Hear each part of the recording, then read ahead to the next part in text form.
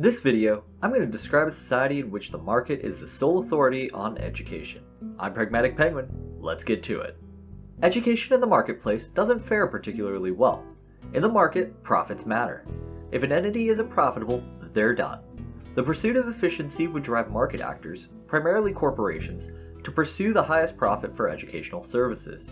In the best case, this comes in a tier system, where price is the determining factor of the quality of education. But in most societies, prior to public education, we saw that only the wealthiest could afford to pay the premium that comes with the cost of education. Even today, we see that the wealthy pay for schooling of their children whenever available to give them the biggest advantage. In both cases, the market chooses to educate those who pay top dollar. But how would corporations get a sufficient amount of skilled labor? Humans are incredibly adaptable and intelligent, whether or not they receive formal education. This gives most corporations the ability to get by with the vast majority of their employees receiving on-the-job training. Even in so-called high-skilled jobs, many people can learn the skills required for their employer through some peer mentorship. Since the teachers are already on the payroll and the employees are not formally responsible, this is the most efficient solution for employers. If their workers do need specialized training, the employer can offer that as a benefit and reduce an employee's salary to offset the cost so that they maximize their profits and gain a more valuable employee in the process. The additional benefit to the employer is that a worker learns only what they need to know for their profession, and by creating a unique proprietary system, this allows corporations to prevent employees from getting hired out for better wages. This lets them keep wages lower and further maximize their profits. Even in societies today, we see some of this phenomenon. Employers do use proprietary software, offer education as a benefit, and force employees to sign things like non-compete clauses. Every benefit a corporation offers is passed on in the form of lower wages so that they can remain competitive. Even when legally required to provide something like healthcare or payments into Social Security, employers still pass these expenses on to their employees.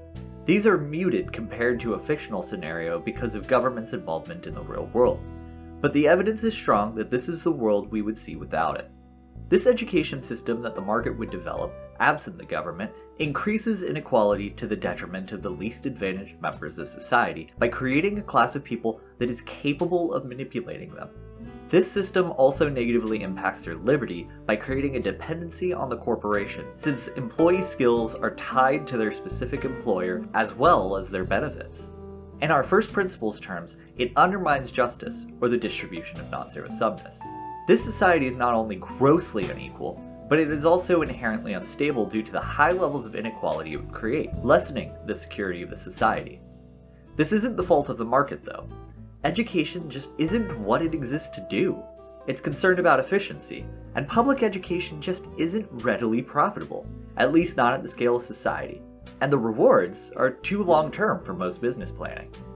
This video is based off of an understanding that education is a vital function of society and that we would prefer the natural forces of markets and people to be responsible for it, rather than the constructed entity of government. This idea is developed in previous videos, which are linked in the video description below.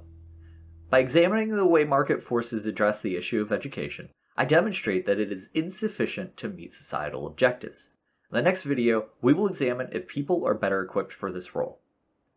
If you've made it to the end of this video, I just want to say thank you for watching. If you enjoyed what you saw, please like and comment your thoughts down below, and don't forget to subscribe and hit that bell so you never miss out on more content just like this.